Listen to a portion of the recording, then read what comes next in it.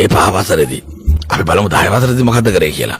ඔක මට දෙනවා. අනේ නිකන් කඩව ආන්න කියලා තියෙන තව කවුද කතා කරන්නේ? එයි නැගිටිනවා.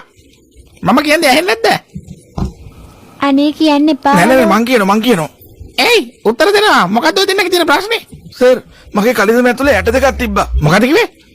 මගේ කලිසම ඇතුලේ දැන දෙකක් තිබ්බනේ. ඔයාට ඔයාගේ කලිසම ඇතුලේ ඇට තියෙනවා. මෙයාටත් එයාගේ කලිසම ඇතුලේ ඇට තියෙනවා.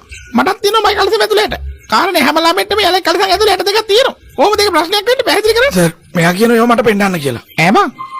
උඹ ඒව පෙන්නන්න කිව්වද? ඔව් සර්. ඉතින් තමස මොනවද කරේ? මං ඉතින් යට ඒව පෙන්නුවා. තමසව පෙන්නුවා?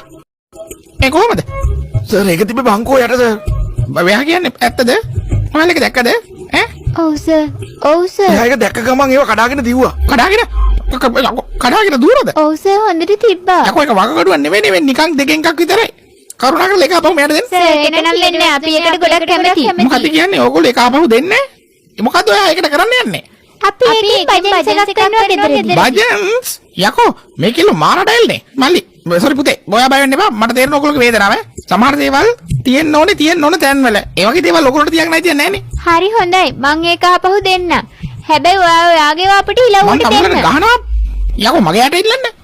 මේ තියෙන්නේ සර්. රුද්දාක්ෂයටද? සර් මේවා නෙවෙයි නම් මොනයටද ඔයාගේ සාක්කුවල තියෙන්නේ? යකෝ මගේ ඔළුව අවුල් කරන්න එපා.